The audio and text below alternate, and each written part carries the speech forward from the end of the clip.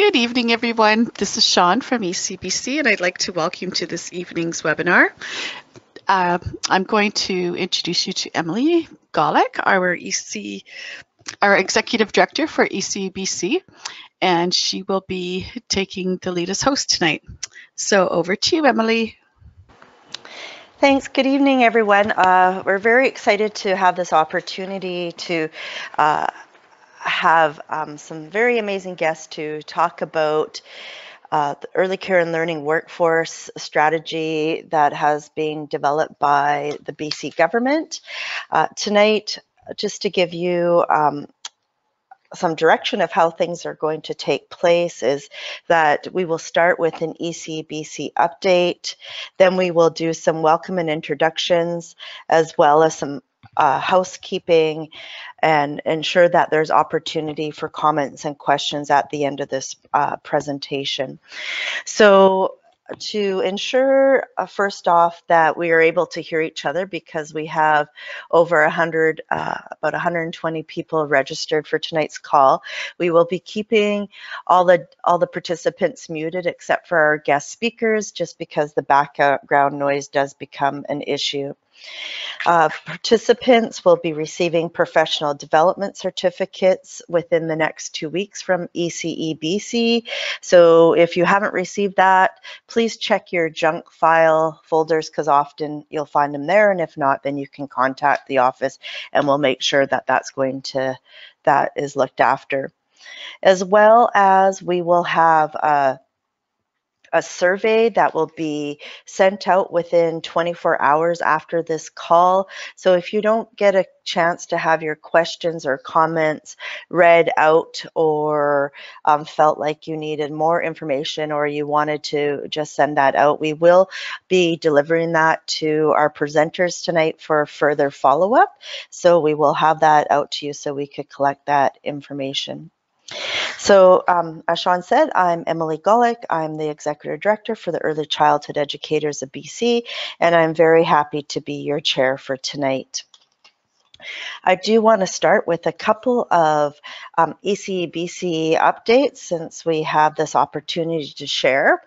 We are happy to announce that the ECE Student Bursary and Workforce Fund are both up and available for application for students. So students and people that are currently working in childcare that have decided to go back to work or are considering that, have the opportunity to apply for funds to support them. And we've had a huge intake, and so we are processing, and the first 170 students received their first allocations of funds last week, and we continue to distribute that and work through the processes. So we're very, very excited to be able to do that.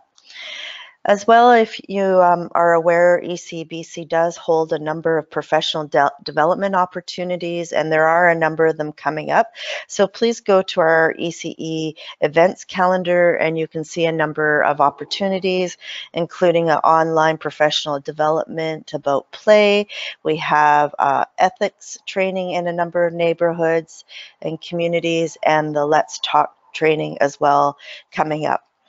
On top of that, we are getting very excited that we are celebrating our 50 years in 2019, and one of, or actually two of our key activities is, one event we're supporting is a conference in Vernon this November 24th, with a strong focus on Indigenous and First Nations learning, as well as the ECBC National Conference with our co-partner, the Child Care Federation. That will be happening on April 10th to 13th, and we hope to have close to 800 delegates.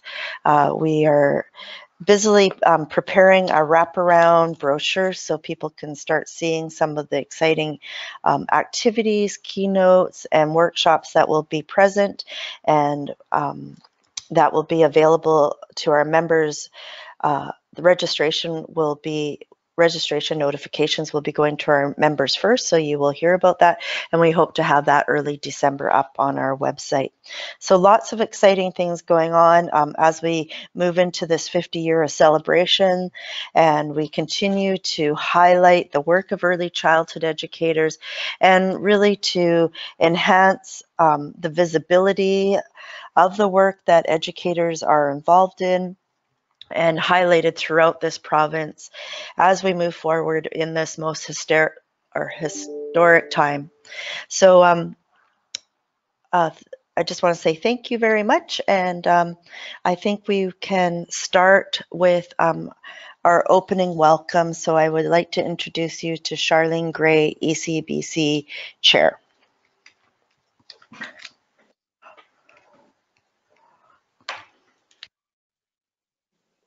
Hi, everyone. Thanks, Emily.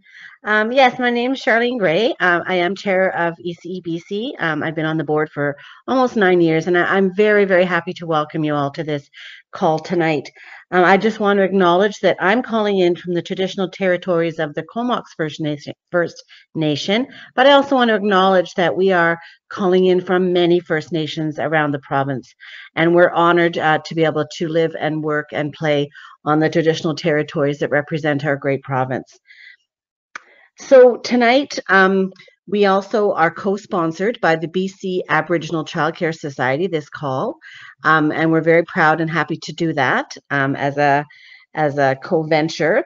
We're excited to bring you this new information. It's a great time to be an early child educator, and I certainly hope that by the time this call is done, you'll have a better understanding of all the great things that are going on in our province.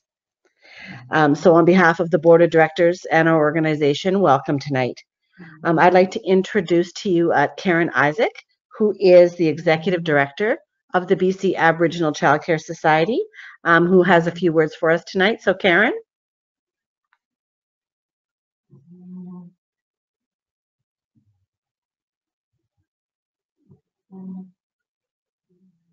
Sean, is Karen on the call this evening?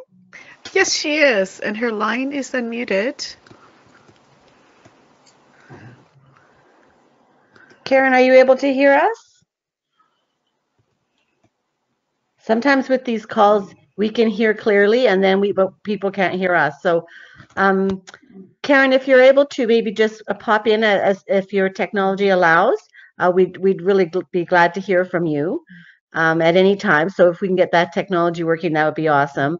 But in the meantime, welcome, and I'll turn it back over to Emily to introduce our special guests, ministry staff, and the Honorable Katrina Chen, Minister of State for Childcare. So Emily, take it away. Thank you. So thank you for that, Char. And as Karen, if you are there, we're very happy to have been working with the BC Aboriginal Childcare Society on joint partnership and doing so much thoughtful work together. So thank you for co-sponsoring this event. So it is my pleasure to be able to introduce you to the Honorable Katrina Chen, Minister for State for Childcare, as she will be doing some opening remarks. And then we will have Assistant Deputy Minister Christine Macy, as well as Childcare Policy Branch MCFD Michelle Gilmore, to run through a presentation today and then also take questions from the participants. So thank you for being here and welcome, Minister Chen. Thank you so much, Emily, and thank you all for being here tonight, gathering here over the phone. And also, I'm calling in from the traditional territory of the Luangan-speaking people here in Victoria. And also, thank you all for gathering from the traditional territory from all the Indigenous communities and First Nations.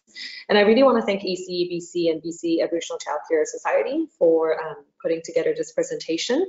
I would say during the past year, I have learned so much, learned a lot, and every single day I'm still learning from professionals in the sector, many of you who have been in the sector for many years, working hard, supporting children's needs and early learning and childcare services. And I really want to begin by thanking all of you for that.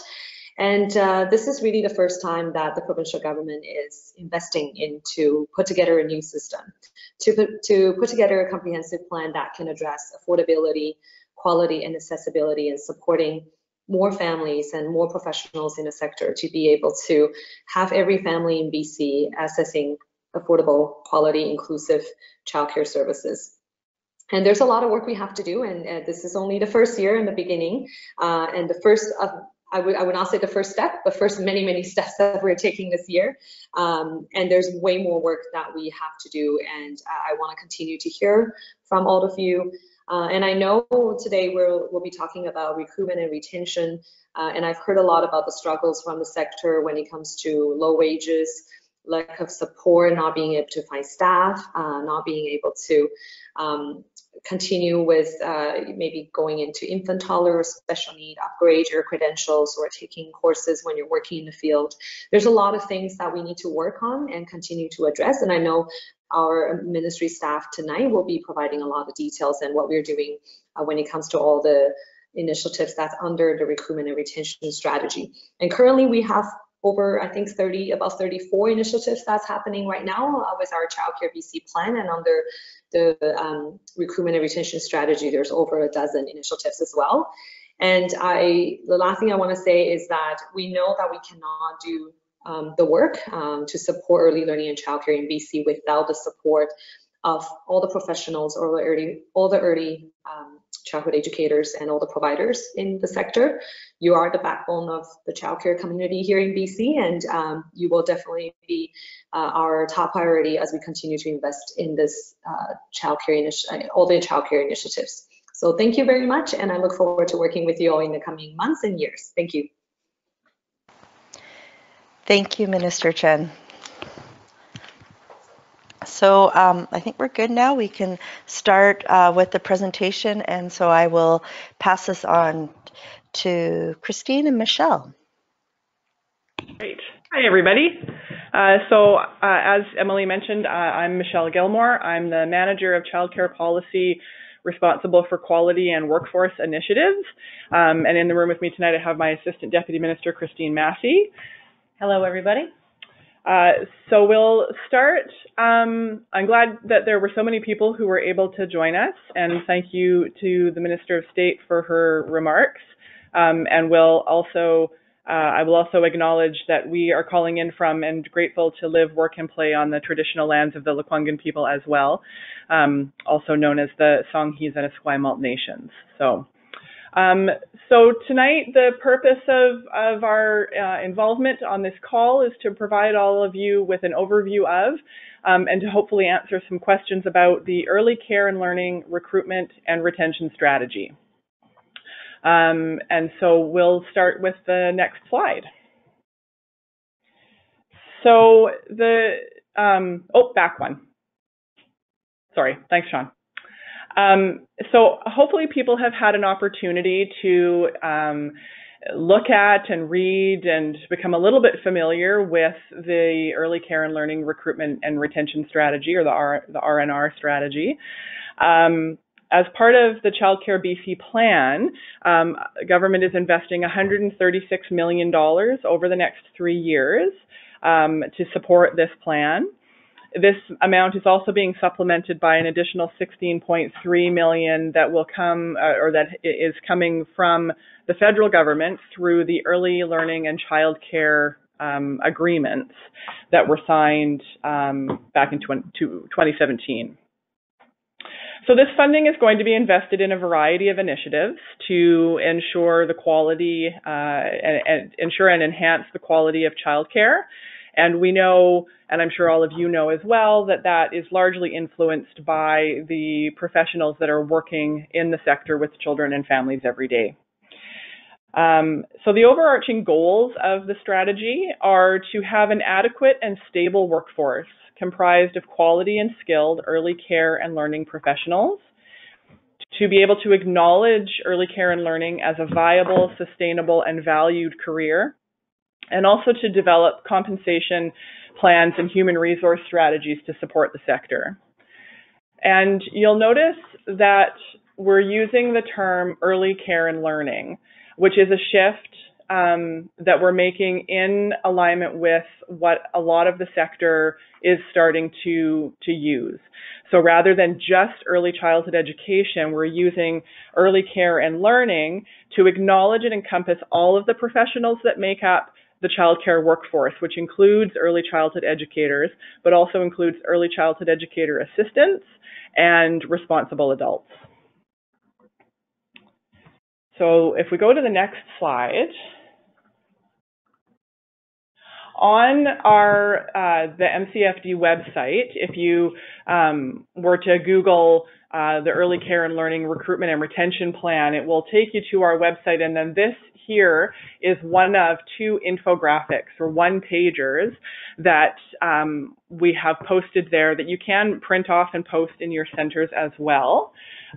So this speaks to why early childhood educators matter in this plan. And you'll notice in the pie chart on the bottom half of the page that we've put professionals at the center of a quality universal childcare system. So we'll talk about some of these initiatives and a few others that aren't listed here in more depth in a few minutes, but we'll just start with a quick overview. So starting, if you can see, it is a bit small on the slide. But starting at compensation and then working around clockwise, under compensation, we are introducing an ECE wage enhancement program. We're also looking at post-secondary program expansion. As Emily mentioned, the ECE student bursary or the ECE education fund, the community early childhood facilitators program, which I'll talk more about in a few minutes. Another professional development piece is the early learning and childcare funding that we're allocating for professional development.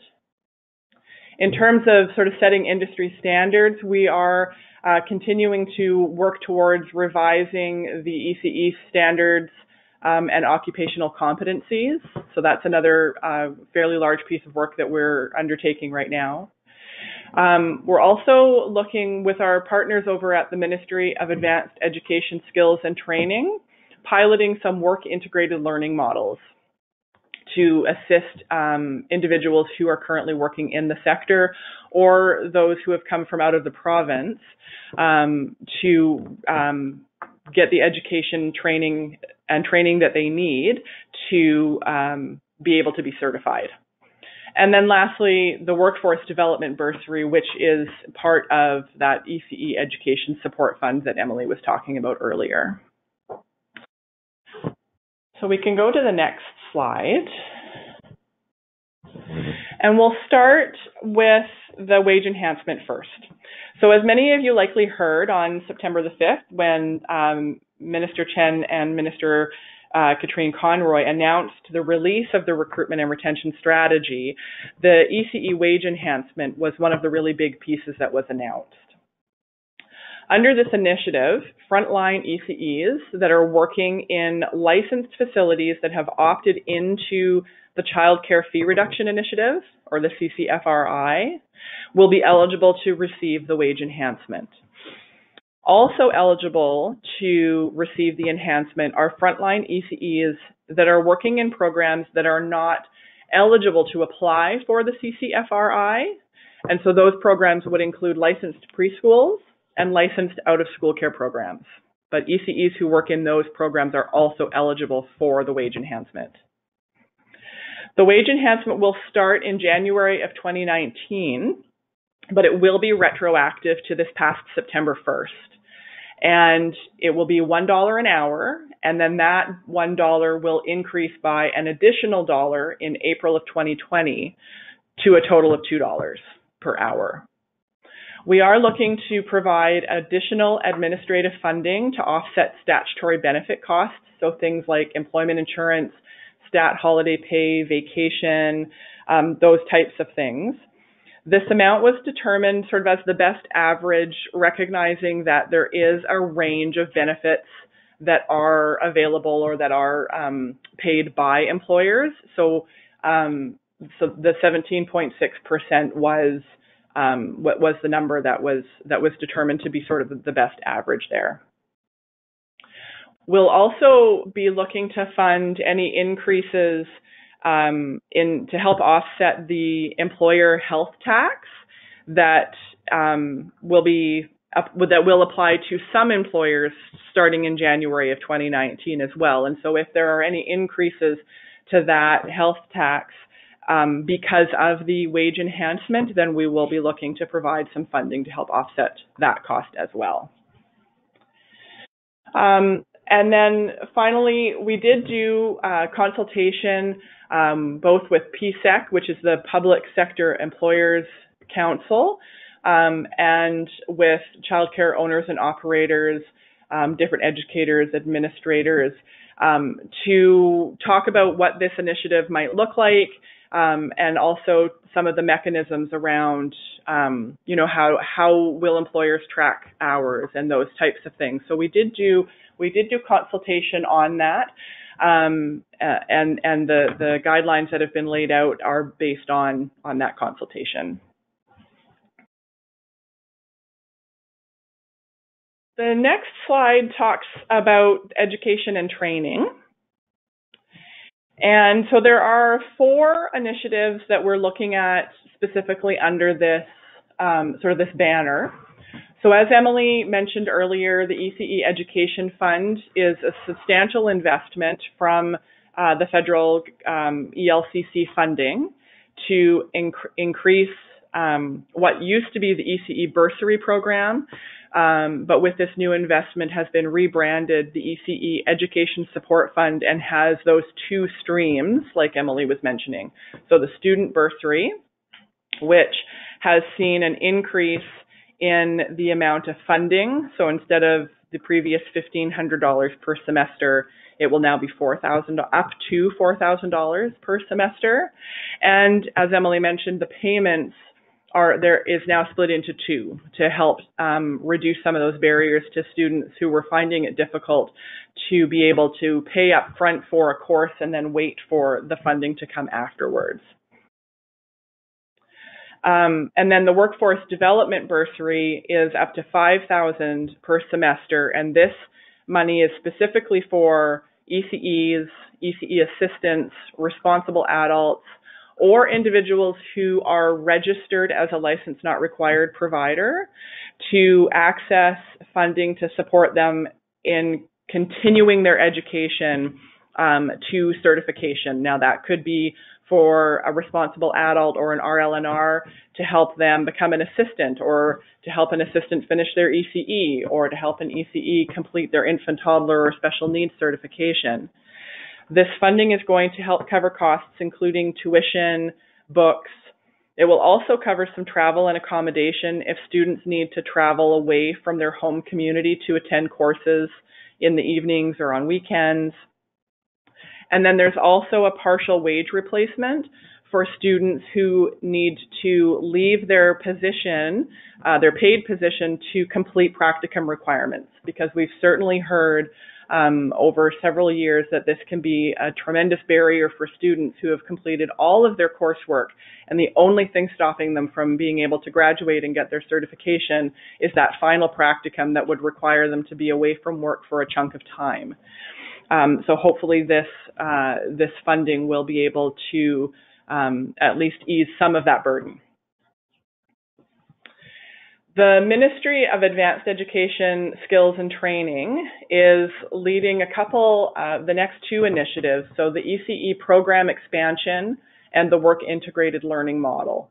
I won't speak too much about these programs, except to say that ACE is hoping they are investing in program expansion at public post-secondaries over the next 3 years, with the hope that they'll graduate about 600 or so students out of those programs who will be ready for certification in the field.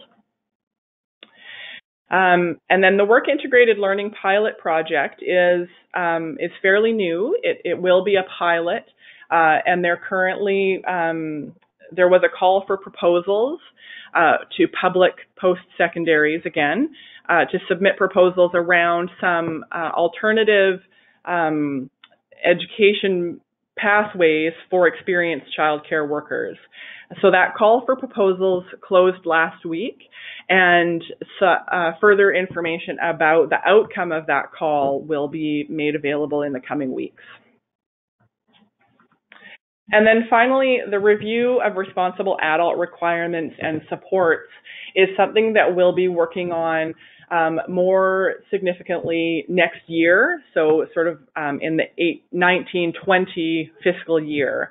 And what we're going to be doing is consulting with the sector and looking at what are the current responsible adult training requirements and supports, and where would it be helpful to make some changes. And so we're starting to do some preliminary work around research and cross-jurisdictional reviews and what's happening across the country and internationally with individuals who would fall sort of into this category, with the bulk of the consultation happening starting next spring. So stay tuned for more information about that.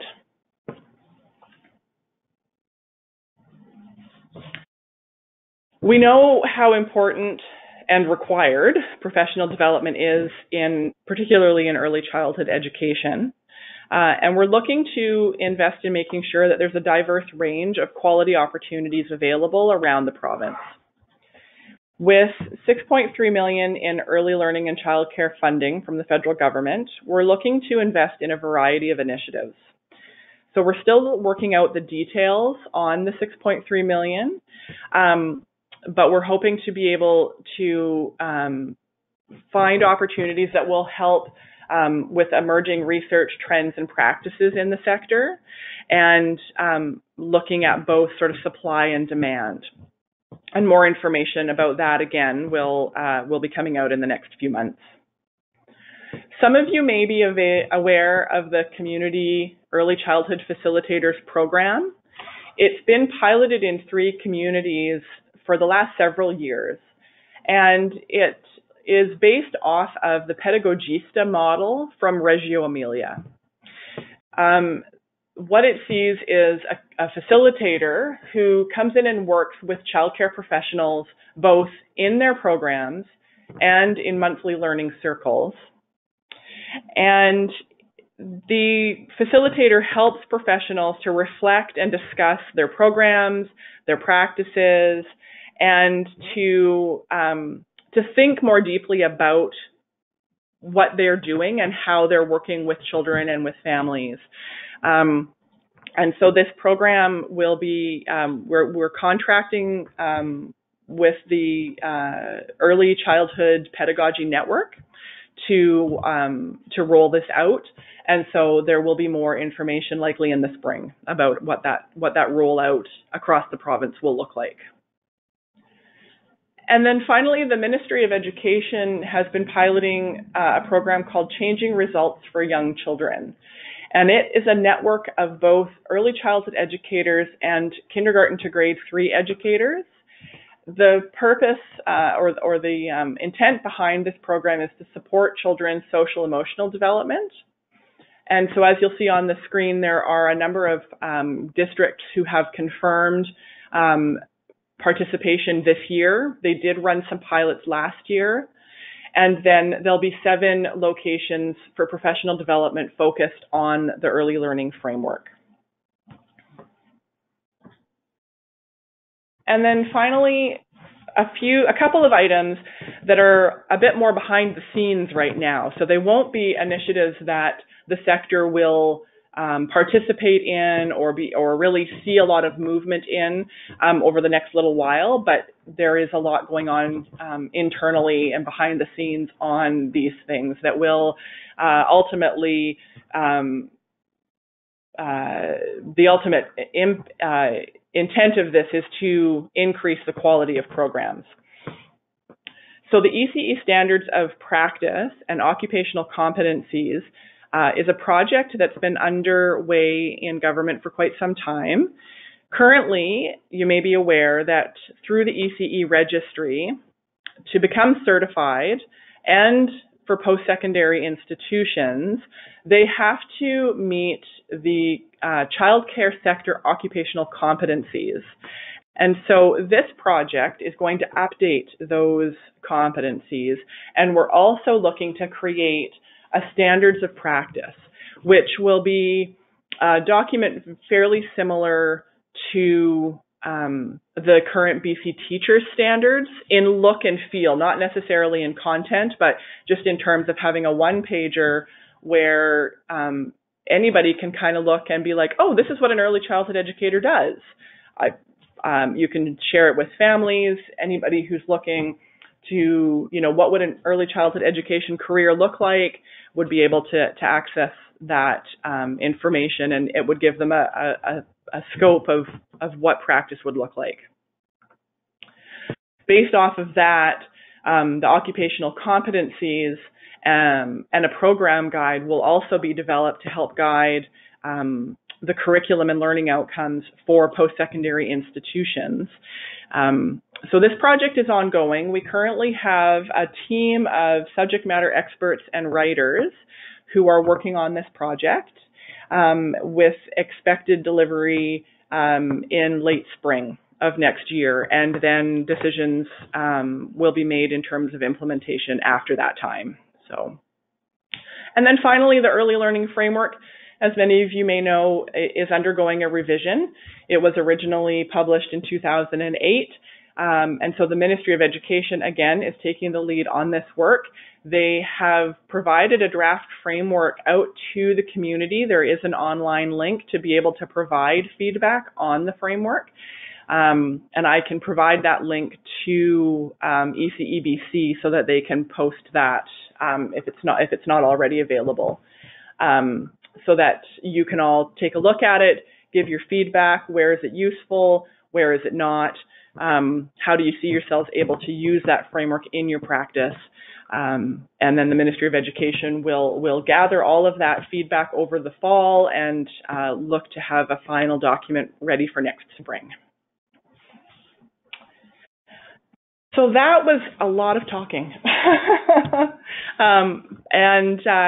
So I'm happy to take questions. It was a lot of information, but hopefully people were able to absorb some of it. And yeah, so any questions out there, I'm happy to answer. Oh, thank you so much, Michelle. So we are going to open up the floor. There's an area on the little on the side there that you can enter in your comments or questions, and between Sean and myself, we'll ask Michelle the questions, and you can respond to those questions for us. Just a reminder to the participants that we will be sending out a survey within the next 24 hours that will also allow for additional questions or comments to be made that we will send to Michelle and the staff team afterwards. And for those that came on a little bit later, this session is being recorded. There was many people that were hoping to get on but weren't able to tonight. So we are recording it for others to listen to, or if you want to go back later on, you can have a listen. And you will be receiving professional development certificates for this. And so those will be emailed out to you as well to the email you provided, ECEBC. So Michelle, I can start with one of the first questions that has come up. First comment is that it's great to see investment in the sector. The question comes from with the investment, particularly of the development of new spaces, they are wondering how many ECEs do you expect need to be qualified to open up those new spaces, and has there been consideration for the lack of being able to find qualified staff right now? So I think the question is around what is happening to support sort of this idea that there's not enough early childhood educators to staff the spaces we have currently, and government's moving to expand, and I guess just what is the direction of government around that to address that? Okay. Thank you. That is a question that we hear often in the last little while. in our office. And so we definitely recognize that recruiting and retaining qualified staff for the spaces that currently exist is definitely an issue. And we're hoping that some of the initiatives that I talked about tonight are going to encourage staff to stay in the sector, maybe draw some people back into the sector, although we recognize that, that $2 an hour wage enhancement is, it's a first step, and so it might not necessarily work to pull people back, but it's definitely a step in the right direction, we hope. To answer the question about how many ECEs do we think we're going to need to meet the space requirements, as I understand it, I think we're looking at about 2,300 over the next 3 years, up to, potentially a maximum of 7,000 or 8,000 by the end of year 10. So we know we've got a big hill to climb. And we're hoping, that, as I said, that some of these initiatives are going to help to not only attract individuals into the profession, but also to encourage people to stay. And I should caveat, I didn't say this when I introduced myself earlier, but I am an early childhood educator. And it probably doesn't say much to recruitment that I work for the government now, but or that I'm not working in frontline childcare, but I have been an early childhood educator for 24 years, and I did spend a considerable part of my career working frontline in a variety of settings. And so when I talk, to my colleagues about these issues internally, I certainly bring that perspective of having worked in the field and knowing how difficult it can be with burnout and low wages. So I definitely have that lens when I'm working here. Okay, the next question up is, when can operators expect to receive the tracking tool and contract for the wage enhancement?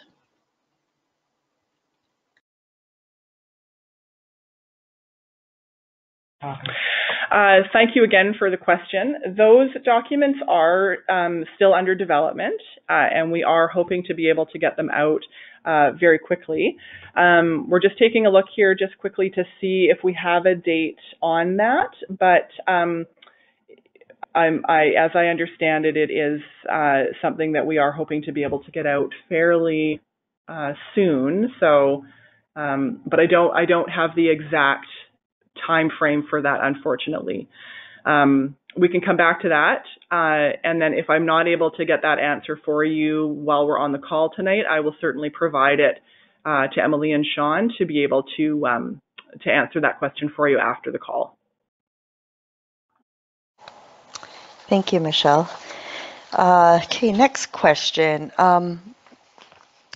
What is the do you know what the next steps are? So what are the next steps for after 3 years of investment for the sector? So we see $2 an hour. Will there be consideration for more wage enhancement and perhaps a wage grid in the future?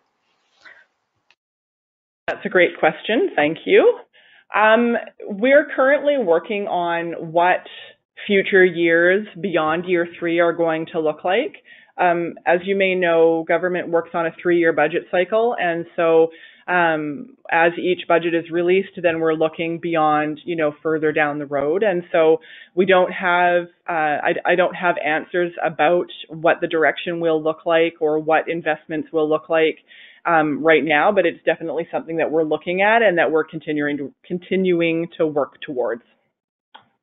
Oh, and Christine wants to... It's Christine speaking. Just to answer the earlier question about some of the timelines on the implementation of the wage enhancement. The question was about when will the agreement and application forms be available. Mm-hmm.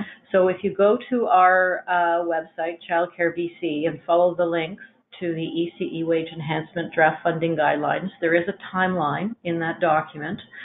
And we are aiming for November to provide the funding agreements for the wage enhancement, and early December for the application form. So hopefully that answers your question.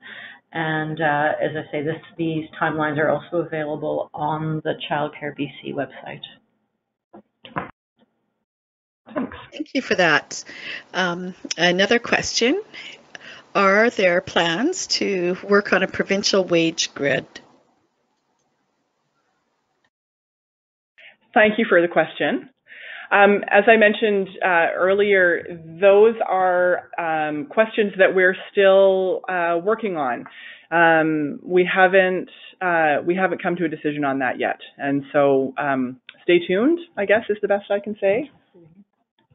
Any input that anybody has around those things, though, and around a wage grid or that, please feel free to email us.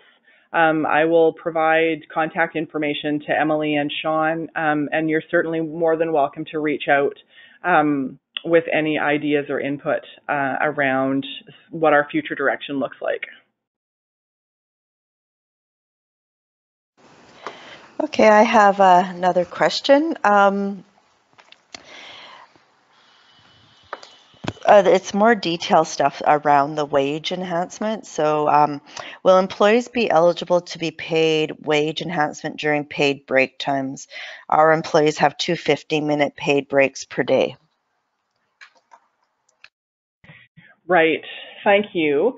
So the wage enhancement draft guidelines are available on the website. I don't have that specific answer at this time. That's more of an operational question, but I can certainly find out and get back to you. Emily, can we get answers to those questions after the fact? Oh, absolutely. Yeah. Great. Okay. What will be the qualifications needed to become a community early childhood facilitator? That's a very excellent question, and I'm glad to hear that somebody might be a little interested. So as I mentioned, that program is going to be run through a contract with the Early Childhood Pedagogy Network, which the directors of that network are Veronica Passini-Ketchabaugh, Kathleen Cummin, and Denise Hodgins. And so as we're working on the contract and they're working on their implementation plans, they will be able to release more information about what the qualifications will be for those facilitator positions. And so I would just advise to stay tuned for more information as it becomes available. Thanks, Michelle. Are there any plans at this time for financial support in regards to ECEs who would like to work towards a bachelor's and/or master's degree in ECE? Excellent question, and I applaud people who continue their education. I believe that the ECE bursary, the student bursary, and the workforce development bursary are going to be available to students who are working towards a bachelor's or a master's in early childhood education. And so I would encourage you to contact ECEBC to get more details about that. Great. Another question, are extended health benefits being considered? An example, medical and dental. I think, and I'm just looking at Christine, I think that's part of the 17.6, but maybe not. No, I don't think so. So it's certainly something we've heard from the sector that better benefits would be very helpful for recruitment and retention. Right now, the funds we have available are going to the wage enhancement that's already been announced, but we will continue to look at the potential for benefit plans, and if we have an opportunity to bring it forward for support in a future budget, we'll continue to look at those. And again, if that's something that people have input on or views on the best kind of structure of that, certainly interested to hear that.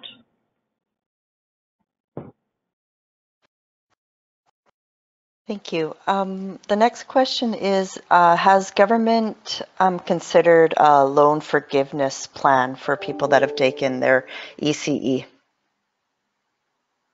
Great question.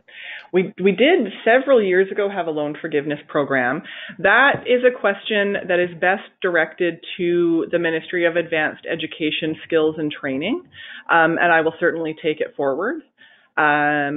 I can't, unfortunately, because it's not our ministry, I can't answer that question, but I will definitely take it forward to our colleagues. Thank you, Michelle. Can you further explain the initiative for changing outcomes for young children and if ECEs are directly involved in this process? That's a great question. Unfortunately, I can't really answer it. It's a Ministry of Education initiative. And so again, I can take it forward to our colleagues over at Education to get a little bit more information from them around the process for being involved in that program. And then I can provide that back. Yeah, it's Christine speaking. I do believe it goes through the school district, but that's something we can definitely get you more information. If you're interested in being included, we would certainly help you to connect there. Yeah. Okay, thank you for that. The next question. It's very exciting to see the supports for ECEs in childcare programs. Can you see the wage enhancement being linked to education? Example, $1 an hour for certificate ECE, $2 for a diploma, or higher after the first implementation?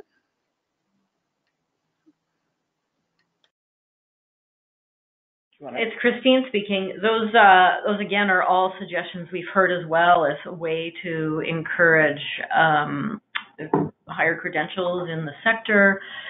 And certainly the initial wage enhancement of $1 an hour for across the board is a start. And I think what we're going to have to do for the future is look at, is there another way, if we were to have more money for more wage enhancement, should we start looking at a more refined way to do it? Sensitive to education levels like you're suggesting.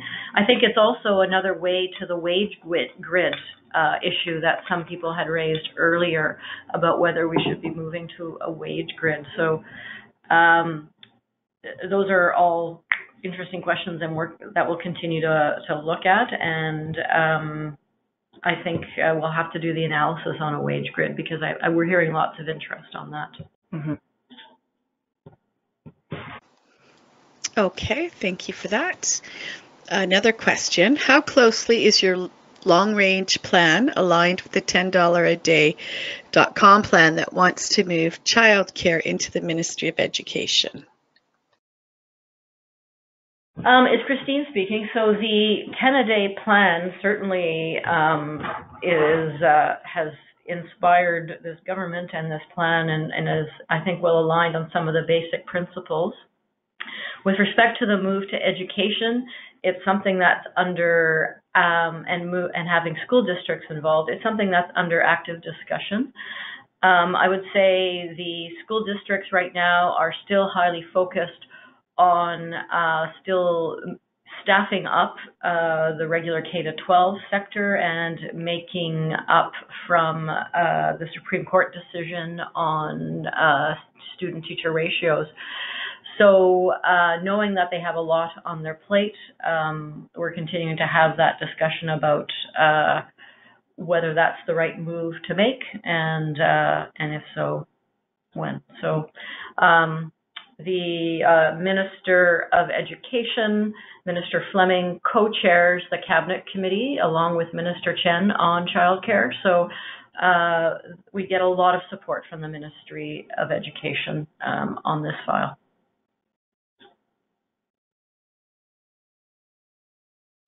Thank you for that. Okay, here's another one.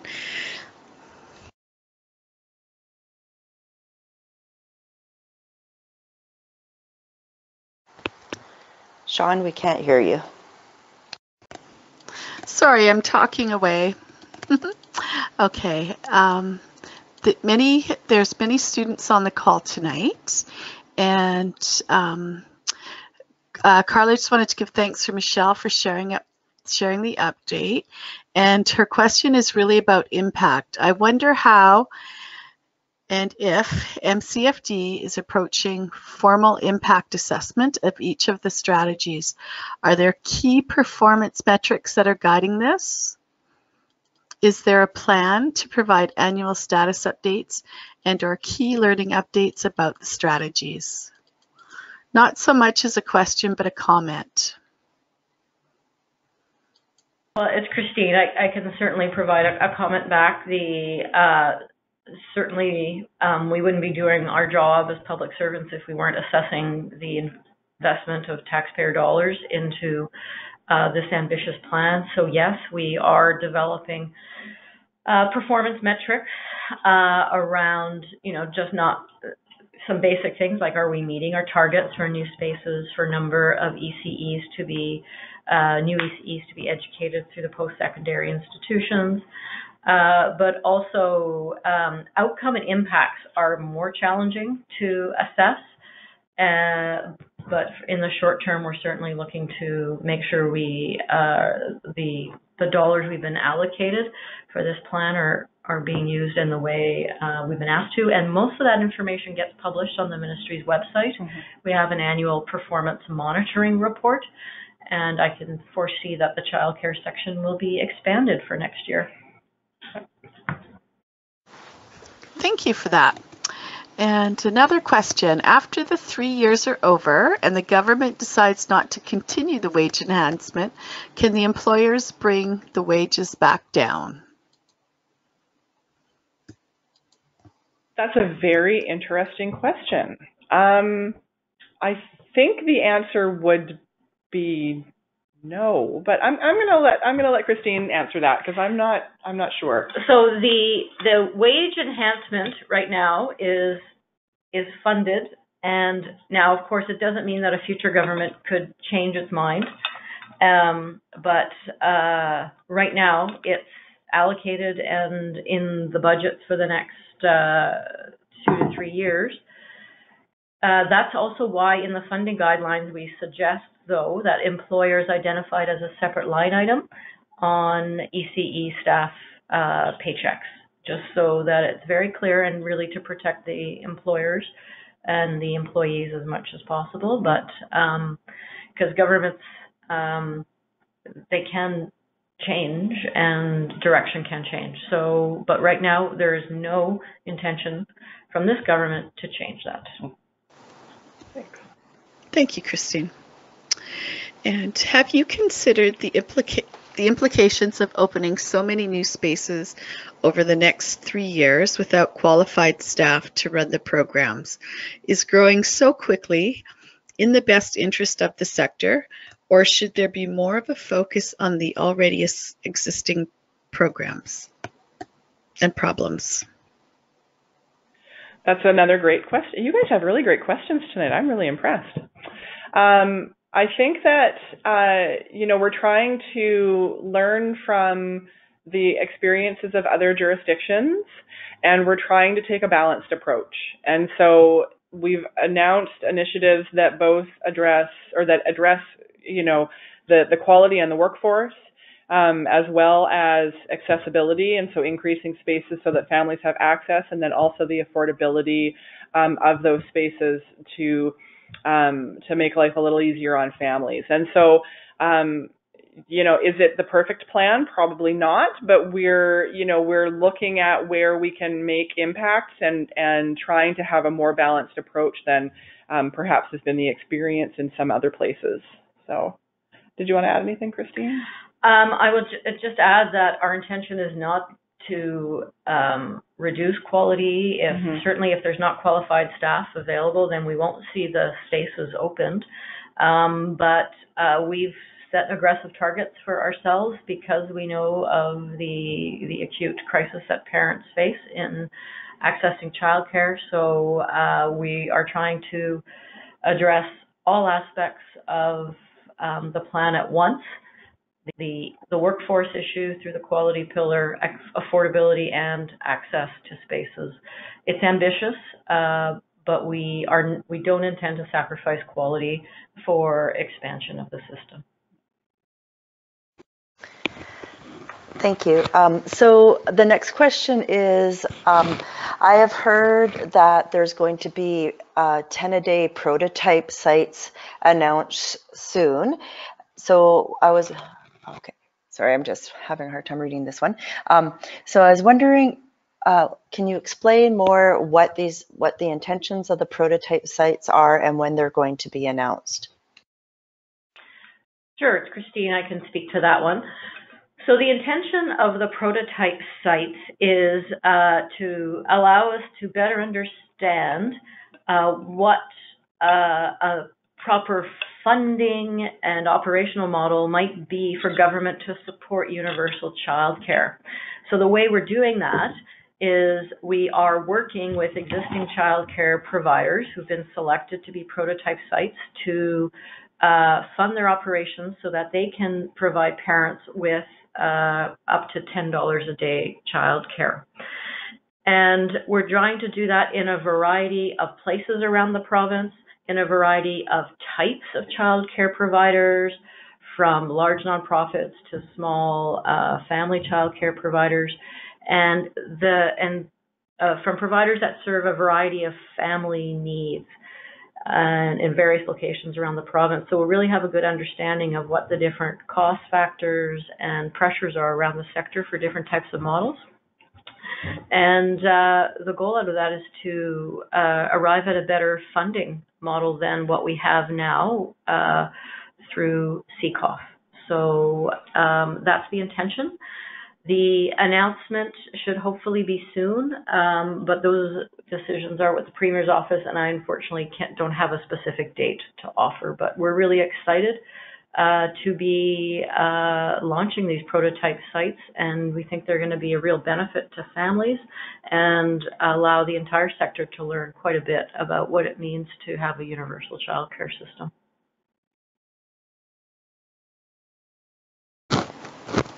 Okay, thank you for that. Well, I don't have any more questions coming through.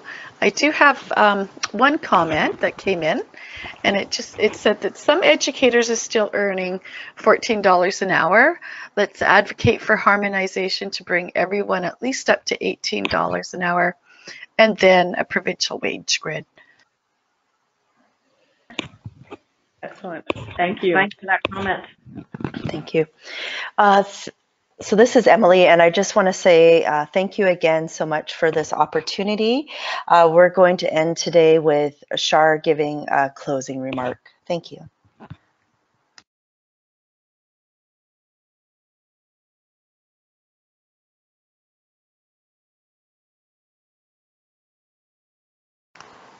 Shar, did you unmute yourself?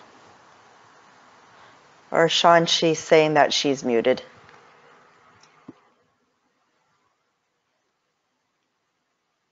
Thank you. Yeah, I love technology.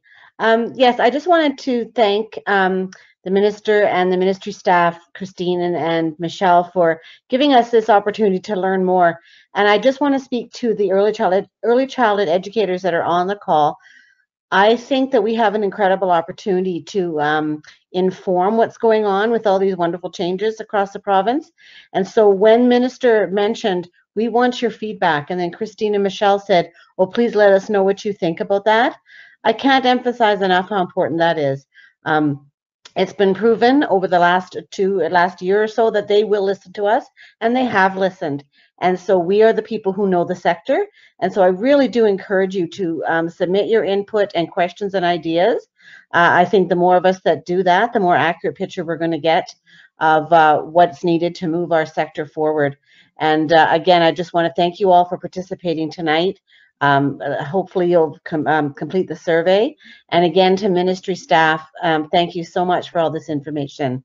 And Michelle and Emily and Sean have stayed well past their workday tonight, so I do want to thank them as well for hosting and providing this opportunity for educators around the province. So thank you all so very much, and good times ahead. And everyone keep their ears open for all the new initiatives and the new information coming. Thanks, Charlene. And it's Michelle, and I just, on behalf of Christine and the Minister too, thank you very much to ECEBC and to BC ACTS for the opportunity to come and speak to members. And we certainly look forward to continue dialogue and engagement with all of you. So thanks again. Wonderful. I'm guessing Karen wasn't able to have us hear her audio. Karen Isaac, just want to give one last opportunity before we sign off tonight. I'd love to hear from Karen. Doesn't sound like that's going to happen, but she's just Karen is a fabulous, dynamic woman who leads her organization with strength and a lot of important information. She's very knowledgeable, so we're grateful to them for hosting with us tonight. So I will say good night, and Emily and Sean, if there's any last minute housekeeping items, and again, thank you everyone for participating tonight. I just wondered if Karen was there, because I see you unmuted yourself. Karen, did you want to say anything?